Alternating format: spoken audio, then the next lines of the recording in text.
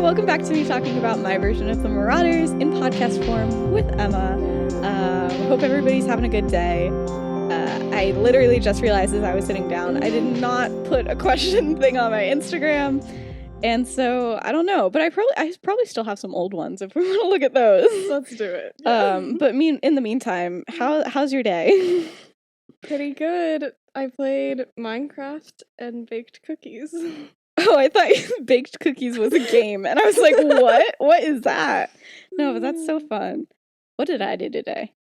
But I got up at a reasonable hour because I'm trying to fix my sleep schedule before school because I'm getting nervous. I woke up at like 10. Yeah, that's been me for the past little while. Like I fall asleep at like 2 or 3 and wake up whenever.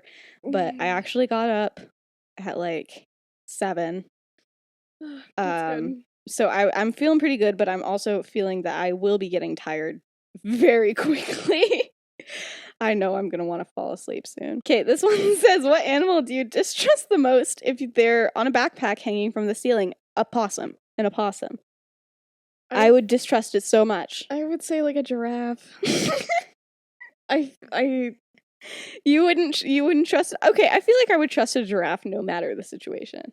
I'm confused. I'm not sure what the question is saying. If you saw an animal hanging from a backpack on the ceiling, which one would you be like, oh, that's suspicious, like, dude? what if you saw a giraffe? Yeah, but I feel like I would still trust it. concerned. I'd still be like, you know what? He's vibing. He's doing a good time, you know? I would be more concerned if there was a giraffe. I somehow wouldn't.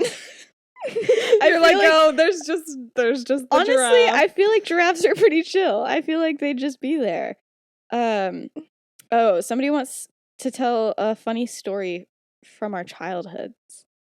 I feel like you have. I feel like I suddenly don't remember anything from my childhood. I have one from your childhood. If you look on YouTube, I'm not going to give you any sort of hints, any sort of anything to find it, but there are public YouTube videos, homemade videos, of Star Wars parodies from Emma and her siblings and all of our friends. I was not included. I don't know. We just weren't besties at that point. Oh, well. But I still loved watching them. Like, as soon as that happened, They're it was amazing. like, they're actually, like, low-key good. Like, yeah, we would have made bad movies. I know, but it's like, there's, like, good editing on them and, like, a good... The editing took, like, days. Because we had to go, like, frame by frame and, like, do the lightsaber, like, glow. Yeah. It paid off because I still go back and watch them. So fun to watch. Oh my gosh. I still watch them. But yeah, so that's a fun story from your childhood that you made those. That was your pastime. Do I have one? Do you have any of me? I didn't really know you as a child. I know, we knew each other. We knew that we existed. We just didn't hang out. And I don't know why. My childhood was kind of weird. You were homeschooled? Yeah, I was homeschooled and I did professional theater. And so I only had like adult friends for a long time. Like I was just there. I was buddies with like all of these fully grown adults and they were just like, "Yo, what's up?" And I was like, "What's good?" So yeah, I didn't hang out with a lot of kids because I didn't know how to talk to them. For us. Well, I knew how to talk to adults, but then like a kid would show up and I'd be like, who are you? How do I speak to you? Do you know English? Like it was kind of weird. You just like grab a lightsaber and like, bam, you're good to go. Most embarrassing thing to ever happen to you. I know, or most embarrassing thing you've ever done. I have a good one for this. One time, so like one of my friends, like whenever like we see each other and like the other person doesn't see us, we just like run and we just like jump on their back. Oh my gosh. I just did it to a random person once. Oh no! That was all. Emma, that's so stressful. Oh my goodness. After I was just like, hey, and I just walked away and that was all. Oh my gosh. No names, no nothing involved in this situation. It's just I knew these 2 different people and they were dating each other. And one of them was in my show choir. The other one wasn't. And then but the other person who wasn't still knew a bunch of people in show choir. Yeah. And so then after they had broken up, I was like, oh my gosh, you should come to our show choir performance. And they were like, oh, maybe not, because, you know, me and so broke up. And I was like, oh, like, it's going to be fine. You know, a ton of people there. And plus, you guys have seemed to be really chill. And they were like, yeah, I'm going to go. And then they went. And then I went backstage after the show and found the other person who they were dating just absolutely sobbing. And I was like, oh my gosh, what's wrong? They were like, I'm sorry, I really don't want to be this person, but like my ex is here and I don't know why and I don't even know who would invite them and everything like that. And I was so embarrassed. I was like, oh my gosh. And I had no idea what to say. And so I'm like comforting this person, but it was completely my fault that they were crying. And they didn't know because obviously I wasn't going to You're not going to be like, oh, whoops. I was like, oh yeah, it was me that did that. I don't even think they knew that I knew this person either. It was so awkward. Oh my gosh. Wow. Oh yeah. I was not a highlight. I will never be inviting anybody to my show choir performances ever again. Wow. Yeah. I was very embarrassed by that. As I was saying to Emma earlier, I decided to make this episode more happy than it was originally supposed to be. I'm very glad. Because your girl couldn't deal with another you know, situation. We need a little bit more. You should just like title it like the prank part 3 just to like that would be the ultimate prank right there. Wait, hold up. I might actually do that. Do it. I'm thinking about it. I'll have to think about it. We'll see what happens. Update. I'm deciding not to do it, but it's taking a lot of self-control. So be grateful. Anyway, okay, now back to our regular scheduled programming. But anyway, so scene 1. This is a scene you might be familiar with because it's in the books. Wow. Yeah, so we're gonna get to our first like actual scene that we see in Snape's memories. Anyway, so let's do a little setup here. Lily has been avoiding Snape since the whole Mary situation. She's only spoken to him like once, and it was like when the whole prank thing happened, and basically it was really just like in passing. She was like, "You good?" And like, "What happened?" And he's like, "I'm fine. I can't tell you anything." And that's pretty much it. Mm-hmm. But Lily has recently been observing the Slytherins like way more than she ever has been, because now she's like like, I'm on to you. She's like, I'm starting to think you might not she be would joking. not trust them to hang from the ceiling. She would not trust them to be hanging from the ceiling. Forget giraffes. That's really weird. If they were in a backpack on the ceiling, she'd be like, anyway. But yeah.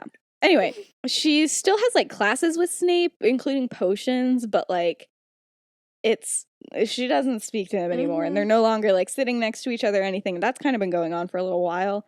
But yeah, so she used to, you know, potions is like her favorite class, but recently it's been like bad because like Snape is there, and then also it's really awkward because it's like because she started partnering with Snape, and then that stopped, and then she was partnered with Mary, and now like that's not even a thing anymore. And then like Mary started asking around and was like, who wants to trade partners? And like nobody wanted to really trade partners and like be with Lily because they know that she's friends with Snape, and it was really, really bad. And like, you know, it just she's kind of she's a bit lonely at this moment in time, but finally Kingsley agreed to be her partner. Don't worry. But they still didn't like really speak because they weren't really friends. She did yell at him at the beginning of the year for not being I remember that. a prefect. So they're not great friends either, but you know. It sounds like he's been living his best life just based on the fact that we haven't heard from him. Yeah. He's fine. Really, all's truly. Going well. Yeah, he's doing great.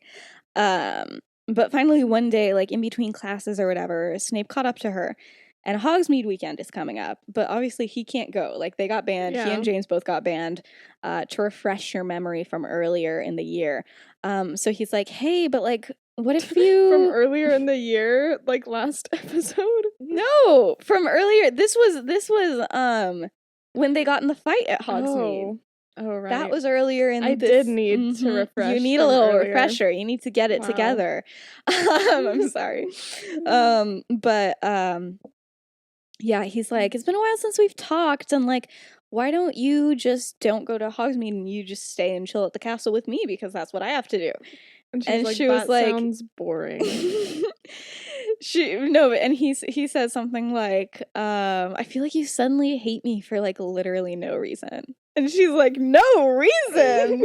She was like, bruh, really? Like, you can't see what's wrong here? And he's like, no, literally, what did I do? And she's like, you're literally banned from everything. Like, do you think that was just like for nothing? He's like, what did I do? And she's like, what do your friends do? And he's like, oh my gosh, come on, Lily. I'm not even involved in like what my friends do and everything. And they're talking about the Mary situation here. And she's like, I don't care. You're friends with them. And he's like, I thought that we were supposed to be friends. Best friends, Lily, which is the cue into the memory. If you have this all memorized like I do, actually, I need to pull this up. So you don't have it all? I do, but Fake I want to. Stop! I have no idea what this scene is. You don't? Okay, No. okay. Anyway, yeah. So Snape is like, I thought we were supposed to be friends, best friends. And she's like, we are, but I don't like some of the people that you're hanging around with. I'm sorry, but I detest Avery and Mulciber. Mulciber, what do you see in him, Sev? He's creepy. Do you know what he tried to do to Mary McDonald the other day? I know what he tried to do. Anyway, sorry. And Snape's like, that's nothing. It was a laugh, that's all. And she's like, it's dark magic. And if you think that's funny. And he's like, what about all this stuff Potter and his mates get up to? And she's like, what? Literally, what does he have to do with anything? And he's like, they sneak out at night. There's something weird about that Lupin. What does he keep doing? Gosh. He's trying to get Lily to figure out like what happened that night, but he can't tell her. So he's just like Lupin is suspicious. And she's like, he's ill. They say he's ill. He's like, every month at the full moon. She's like, I know your theory. Why are you so obsessed with them anyway? Why do you care what they're doing at night? I'm just literally reading this like verbatim. That's not what I intended to do at first, but that's what's happening now. It's like, I'm just trying to show you that they're not as wonderful as everybody seems to think they are. She's like, they don't use dark magic though, bro. And you're being really ungrateful. I heard what happened the other night. You went sneaking down by that tunnel at the Whomping Willow, and James saved you from whatever is down there. And he's like, saved? You think he was playing the hero? He was saving his neck and his friends too. You're not going to. I won't let you. Let me. Yeah. Whoa. I really enjoy this scene, if you can't tell. But yeah, then he goes on about, he's like, James likes you. And she's like, bruh, we been new. She's like, bruh, have you missed the past like 5 years? Like literally. And he's like, he's not what everybody thinks, a big Quidditch hero. And she's like, I know James Potter is an arrogant toe rag. Best line in the whole series. I remember that line. Yeah, yeah, but then she's like, I don't need you to tell me that. Avery and Mulciber's idea is just evil. And I don't understand how you can be friends with them. And that scene. Back to me. back to me.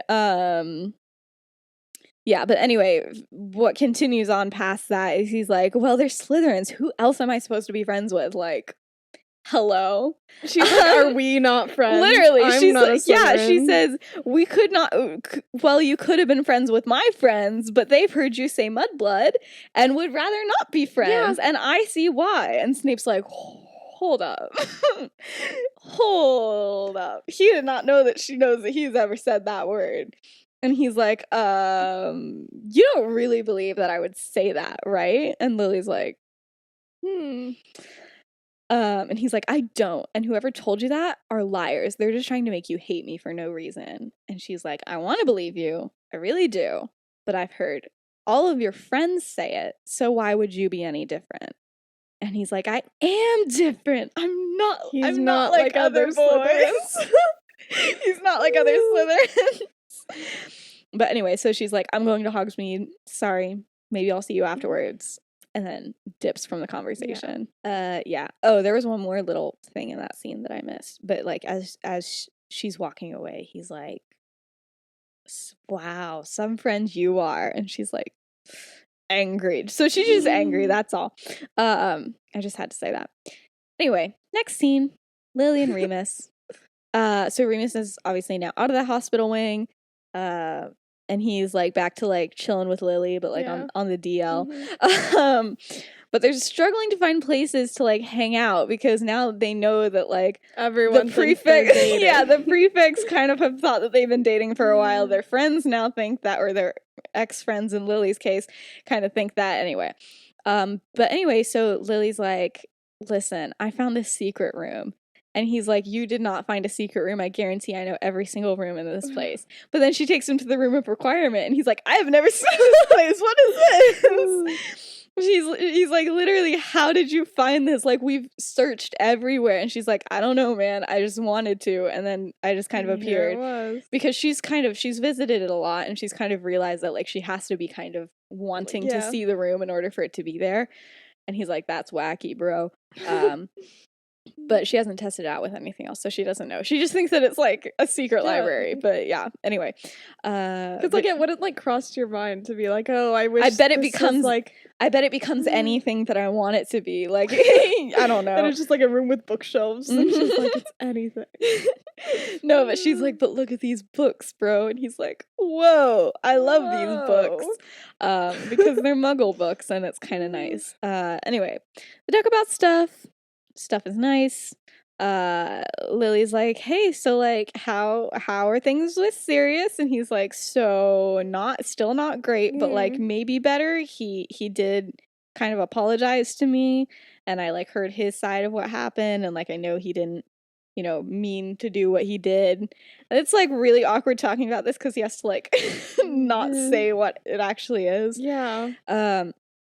And she's like, well, do you want to forgive him? And he's like, well, yes and no. Like, I want to, but at the same time, I'm worried that, like, I only want to because I, like, still have a crush on him. That kind of thing. And it's also, like, It's also a big deal. Thing. And it's just, like, yeah, it's a lot. But Lily's like, okay, in my humble opinion, you maybe should forgive him. Like, I don't think that it's you having a crush on him is, like, the only reason that, she's like, you're also, like, best friends. Yeah, she's like, you still... want to be friends with him, but she's like, but I don't know, I don't even know what happened. So like, anyway, yeah, this kind of becomes their little reading nook together. It's fun. Yeah, he likes it a lot. He's like, man, look at all these books. I love that being his only personality trait. I love when I see like I don't know, sometimes like werewolves can't read, Elizabeth. Werewolves can't read, anyway. If you don't understand that reference, go to YouTube and watch the slideshow night we did. Anyway. Next scene. So it's the Hogsmeade weekend. But they're trying to like figure out what they want to do because usually everybody stays behind. But like Remus is like it's still kind of awkward, and he's like, what if I don't want to spend like just a whole Saturday with like nobody but these 4 people? And so then he's like, what if I kind of want to go to Hogsmeade? And they're like, okay, but like then they don't want him to go alone, but then like James can't go and Remus wants to stay with James. It's a whole thing. And Peter ends up going with Remus. So they're like gonna go and have their own little Hogsmeade weekend, and it's gonna be fun. Now that means James and Sirius stay behind at the castle with nobody but a bunch of first and second years. Oh yeah. I want to just preface that. And also the fact that James has been like really bored recently because he's been like trying to be like on such good behavior for everything, and he's just so bored. And so is Sirius, because not only does Sirius have to do that, but Sirius can't like talk to Remus about like anything. They're both kind of just wanting to do something fun and stupid. But yeah. So they start to think of maybe doing something fun and stupid, and we'll come back to that in a little bit. You're like, they sacrifice the first year. So wholesome. They do not do that. Tell you that much. But anyway, Remus and Peter in Hogsmeade having a good time. But I don't, we're going to talk about Remus and Peter a little bit, because I feel like they, like, very much always got along really well. Yeah. And they always, like, balanced out, like, James and Sirius. So it was just, like, I don't know. I like to think that, like, sometimes when it's just the two of them, they're like, did you hear about this dumb thing that they did? I know, yeah, literally. So that's dumb. This entire conversation is basically, no, they just have, like, a very, like, wholesome friendship. And we're just gonna forget about anything that happens after Hogwarts. But, you know, they're just really, I don't know, they just are really chill. But anyway, they're having a little chat, and Remus is like, okay, so dude, like, our group has never been this awkward. And Peter's like, I know, it's so painful. He's like, honestly, he's like, it's been so bad because, like, I wasn't really as involved as all of the rest of you were. And so I'm just, like, sitting here like, yeah. And so, you know, Remus is like, yeah, I'm sorry about that. That's tough. And Peter's like, so do you think you're gonna, like, forgive Sirius, or, like, what's gonna happen here? How long do I have to put up with this? And he's like, I don't know. He's like, should I go room with Kingsley? He's like, is that the vibes? That would be so funny. If Peter just dipped just like Kingsley did. He's like, I'm done here. Honestly, things might have been better, but it's okay. Kingsley's like, you took long enough. He's like, I'm surprised you lasted that long. Facts. But anyway, but you know, Remus is genuinely like, he's like, I want to forgive him, but I feel like it needs some time. I don't know when it's gonna happen. And Peter's like, yeah, I get it, don't worry. And then Remus is like, by the way, he's like, where has, like, Julie been? Like, haven't seen her around. And he's like, oh, we broke up. And he's like, when did this thing happen? He's like, yeah, literally the day after, like, that whole thing went down, she was like, we need to break up. He's like, it was not great. He's like, I'm sorry, you know. And Remus is like, I'm so sorry, I literally didn't even notice. And he's like, it's fine, you've been preoccupied. It's like, whatever. You know, this week has been a nightmare. Yeah, he's like, it was a lot for all of us. Yeah, I feel like, you know, he was almost like, he's like, it was kind of a relief, just because, like, you know, at least, you know, it's just all happened at one time. But yeah, so yeah, but then he's like, yeah, it wasn't, he's like, our whole relationship, like, it was fine, but it wasn't that great, because I mean, she literally lost her best friend because we started dating. So then, like, it was just always kind of weird. But then Remus is like, oh wait, so does that mean that she's, like, friends with Lily now that you guys are broken up? Because he's like, Lily did not talk about that. And Peter's like, no, they still hate each other, but, like, it's weird to know that I was the start of it. Wow. But yeah, so basically this whole conversation, and I feel like a lot of the time that Remus and Peter, like, finally get, like, alone time from the others, they basically are like, you know, basically everything we say is a secret, and, like, that's that.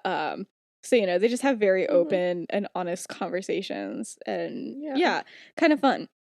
But yeah, so Remus probably talks a little bit more about Sirius, and, you know, they just kind of know that they're like, let's not talk to the others about this, especially at this moment in time, because things are stressful. Anyway, so they're walking, they're going to stores, having a fun time, and then they finally go into the Three Broomsticks. And then that's when they see Lily. And she is sitting at a table in the back corner reading a book alone. Aww. Like a loser. What a loser. What a loser. Oh, and Peter's like, man, what a loser. And Remus feels terrible. And he's like, oh my gosh. And it's just a reminder, he's like, literally, she doesn't have any friends anymore. And it's, like, really kind of not good. And so then he looks at Peter and he's like, okay, what if we kept one more secret today from the others? Like, what if we go sit with that loser? No, but he's like, can you keep, like, one more secret for the day? And Peter's like, yeah, sure, whatever. And then Remus walks over to Lily and sits across from her. And Peter's like, so that's not what I thought that was gonna be. Yeah, and then the next scene. But no, for the moment, Peter's just standing there looking at them, because in his mind, he's like, wait, didn't, like, literally a little bit ago, there was a whole thing about them, like, secretly dating? And he's like, and then he just goes over and starts sitting with her. Anyway, he was just a little surprised. Anyway, back to James and Sirius. They're having a good time. So yeah, as I mentioned before, you know, usually Peter and Remus are there to, like, balance it out, but also, usually what happens in the pranking process is Sirius and James will just throw out the stupidest ideas. Wildest, no, not even the wildest, just stupid. Just like, why are we doing this type of things? And then like Peter and Remus make it like cool and like make it make sense and all the stuff like that. Wow. But and those are usually the vibes, but there's no Remus and Peter. So what's gonna happen? And they were like, okay guys, it's literally just the two of them. And they're like, okay, what if we just convinced all of the Gryffindor first and second years that the castle is haunted? I will remind you, this is a magic castle that is literally haunted. It's literally already haunted, but they're like, you know what? Let's make it spooky. Let's do like just random things. And it turns into like, they're like, okay, let's like transform random objects into like fake skeletons and let's hide them places. And then they set up this thing and then and then they're like, what if we had the story be of like the bloody handprint? And they're like, oh, and then what if we like hid these things over? By the end of like 3 hours, like did not take them very long at all, they have created an entire treasure hunt, basically, all over the castle. That's impressive. They had way too much fun doing it. And like the original let's pretend that the castle's haunted, like it's still there, but mostly they're like, look at this fun scavenger hunt we made. I'm so excited for it. And it's just so like they do all of these puzzles, they get way too into it. They're so excited. But yeah, and so then they're like in the common room, and they just talk very loudly about how they found this very mysterious note that appears to have a suspicious clue. And they're like, and it's signed by the bloody handprint. Sirius, have you ever heard of the bloody handprint? Yes, my mom told me about it. They're really dragging it out, this fully made up story that they just got way too into. And of course the kids are like, the bloody handprint? They're like, my mom never told me. I know, and they're like, it's a very scary story, but the rumor has it that it's real and it's like in the castle. The old pureblood tales. Yeah, but yeah, it's just really stupid, but they're just so there for it. So yeah, they just get like every single first and second year there eventually is going on this scavenger hunt. I love that. But yeah, anyway, let's take a hop back to Hogsmeade. Yeah, a hog back to Hogsmeade. Let's take a hog. Let's take a hog. But anyway, so Remus is talking with Lily, and Peter is internally losing his mind. Because he's like, holy crap, was Julie right? And then we broke up, and like that was like part of the reason that we started going down. He's like, the map wasn't wrong. What is happening? They're totally dating. And he's just like looking at them, and then he finally realizes that like he shouldn't be like staring at him. He's just like standing in the middle of the room. Yeah, just, like, literally just like staring. And he's like, maybe I shouldn't be drawing attention to this. So then he goes and he orders 2 butterbeers, and he's like trying not to die, and then Remus like shows up behind him, and he's like, Peter, hey, is it okay if Lily like joins us for the rest of the day? And Peter turns around and he's like about to be like, absolutely not, but then he sees Lily is also there with Remus, so then he's like, yeah, what? Why would I? And Lily realizes, and she's like, it seems that I left my book in the booth. The book is in her hand. But still, she walks away. She's like, I forgot to get my book. But anyway, as soon as she's out of earshot, Peter is like, what is happening? He's like, why would we just let her hang out with us? And Remus is like, are you dating? Like, what is going on? He's like, okay, listen, you saw her. She's very lonely and she doesn't want to admit it. And Peter's like, okay, dude, are you actually dating her? And Remus is like, no, but she's a prefect with me, and she's, fine to talk to when James is out of sight. And Peter's like, I don't know. In his mind, he's thinking this man has no loyalty to the Marauders at all. But he's feeling a little bit betrayed. But anyway, Lily comes back at this point. There's only so long you can pretend to be looking for a book you already have, you know? But anyway, so Remus orders another butterbeer for her, and Lily notices that Peter is, like, very clearly does not want her here, and she's like, yeah, Remus, maybe it's not a great idea because, you know, Peter and Julie just barely broke up, and, like, it's probably not the best idea for me to be seen, like, walking around with him and hanging out with him and everything like that. And he's like, don't worry, in here it's way too crowded for, like, anybody to care. Like, look around, it's true, nobody cares. And he's like, and we're not gonna go anywhere public. I'll show you a place. And then Peter gets mad because he already knows where they're going. And they go, they get their drinks, and then they go to a place that the Marauders found in their 3rd year. That's, like, been a very secret. And Remus is showing Lily. He's very upset about this. But no, it's basically, like, an enchanted cave behind Honeydukes. And the entrance is, like, completely unnoticeable. You literally would, like, have to literally just walk into this giant rock in order to even realize it was there, which is exactly what Sirius did in 3rd year. That's to find it. Nice.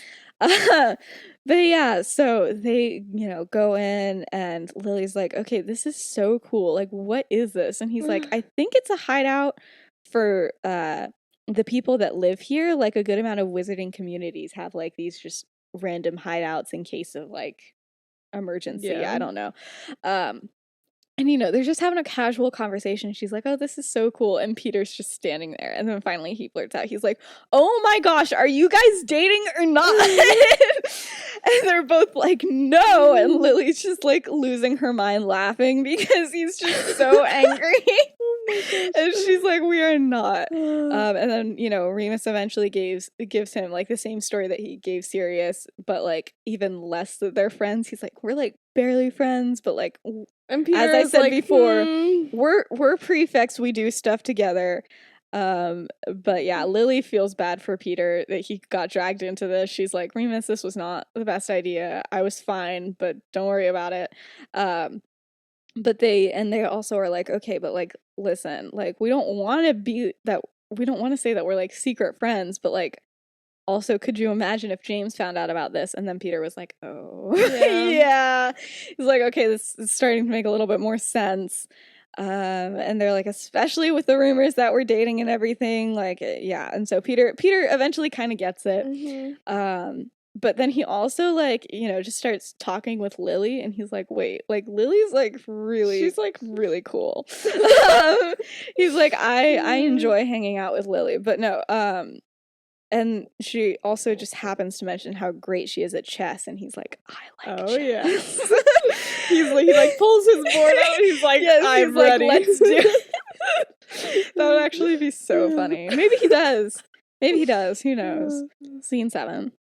Turns out James and Sirius are, like, really good at this whole scavenger hunt thing, like, freakishly good. And, like, the kids are having a blast, but they're also, like, scared to death because they keep on putting, like, spooky things in. And they're just like, and they all have different theories about who the bloody handprint is. And it's like, is it Salazar Slytherin? Is he the bloody handprint? And it's like this whole thing. And they're like, Sirius and James are just having way too much fun. Like, periodically they'll, like, you know, cast, like, a cooling charm on all of them, and they'll all get chills, and they're like, guys, it's there, it's the handprint. They're having so much fun doing this, but then they also, like, know about all these secret passages that, like, not a lot of other people know about, so they're like, oh my gosh, guys, we just found a secret passage. This is great. And they're just going through it, and they know, like, what walls, like, just move and stuff like that. They killed it with this. And, you know, they have all of these different puzzles, and it's like, get to this hint and everything like that. And then they even, like, I don't know, they even probably get Peeves in on it at some point. Like, everybody's in on it. But things really get interesting when the kids discover the puzzle that involves a spell where as soon as they start the puzzle, it turns all of the kids' skin like color changing, Like if it's like basically a huge game of hot and cold to find the next hint. And it's like if they're red, then it means that they're close, and if they're blue, it means that they're far away. Of, like blue children running around the castle. Yes. And so it's at this point when Minerva McGonagall sees like 3 purple children running outside of her room and screaming that the bloody handprint is out to get them. And she just already knows who's involved. She's like, literally, how does this happen? But anyway, so she goes looking for them and everything. But then once she finally finds them, because again, they're going through all these secret passageways and stuff like that, she realizes that she's like, okay, all the kids are back to normal, and at least physically. They may not be back to normal emotionally after learning about the bloody handprint. The bloody handprint. But no, they're solving a puzzle that like you have to have like second year transfiguration to complete, and so they're making these kids feel like they're so smart and everything. And James and Sirius are like in the back of the group hyping them up, and they're like, you gotta do it before we get taken by the handprint. It's like so weird, but like they're like feverishly solving this puzzle. They're like, we gotta do it, and it's like way too intense. And you know, this is how McGonagall walks in on them, and she's like low-key impressed. She's like, how are you just teaching these people literally, she's like, these kids are straight up just doing homework. Like, what can I do here? And they're having a lot of fun, and she's like, and nobody's hurt. Again, physically, emotionally, I don't know. Like months after people are coming to her office, like, I saw the bloody handprints. No, but it's like, you know, a lot of them are just having a lot of fun and everything, but there's like this, so, you know, she's just standing there just watching, just taking it in. But then one kid like turns around, and he's like been the skeptical kid. Like, he's coming along, but he doesn't believe in any of this because he's a big kid, you know? And he's like, McGonagall, he's like, Professor, is the bloody handprint even real?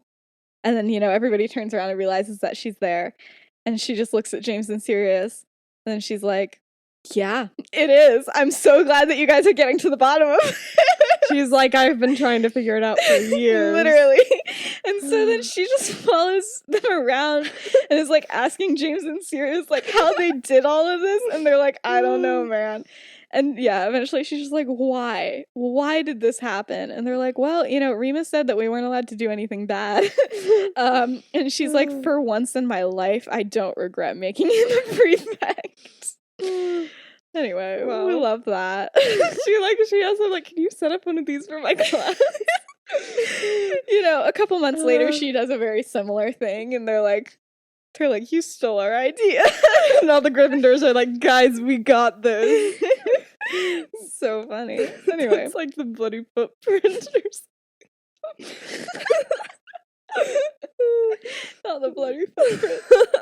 Back to Lily and Peter and Remus. So they basically stay in the cave like the entire rest of the time. Honestly, I do think at some point they conjured a chessboard and they're just going at it real hard. And you know, Lily, you know, discovers that Peter is like actually funny, and Peter discovers that like, hey, Lily's not horrible. She's not horrible when she's not talking to James. So it's kind of nice. But yeah, and he also realizes, he's like, yeah, but like, heaven forbid if James ever found out that I've been talking with Lily, like that would not happen. But yeah. And Lily even tells him about Snape a little bit and like why she was there all alone and everything. She's like, yeah, I just went here to make Snape angry. And Peter's like, I can get behind that. He's like, this is good. This is good. But yeah, so, you know, at the end of when they decide to go back, which they decide to go back like kind of early in the night, just so not like everyone's so not everybody sees Lily's them walking with them. But yeah, so but you know, when they agree to just not say anything, he's like, yeah, like I won't, and like I spent the whole day here too, so like, you know, we're just not gonna mention it and it'll be fine. He's like, James would literally lose his mind. And they're like, exactly. So they're heading up to the castle. All is well. Oh, yeah, and part of the reason they also wanted to go back up early is because Lily gave Remus permission to, like, show Peter the room, like, the room of requirement. Yeah. And so they, like, want to show him that and everything. But on the way back up, Sirius and James run down the path yelling at the two of them, and Lily literally has to jump into the bushes to, like, be in. But the boys are like, you guys need to go back to the 3 broomsticks and get as many butterbeers as you can because we have to reward a bunch of first and second years from saving the castle from the bloody handprint.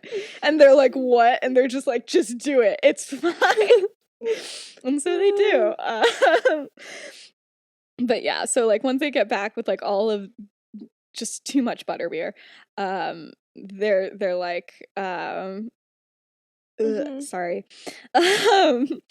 They're just chilling. Everybody's starting to get back from Hogsmeade, and everybody is listening to these little kids talk about the adventures of their day. And they're like, "We found a secret puzzle that went all over Hogwarts." And James and Sirius are sitting back. The phrase that I use is looking like proud dads.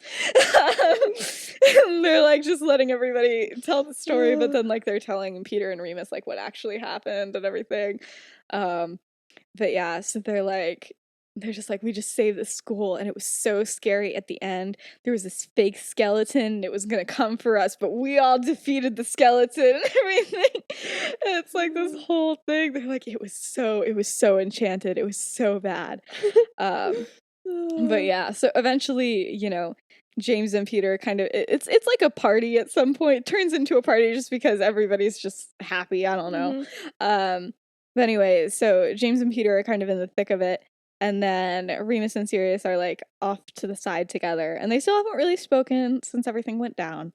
But Remus is like, it was pretty cool. Pretty cool day, I guess you had. And Sirius is like, yeah, well, you know, you probably would have done something even better or whatever. And Remus is like, oh, whatever.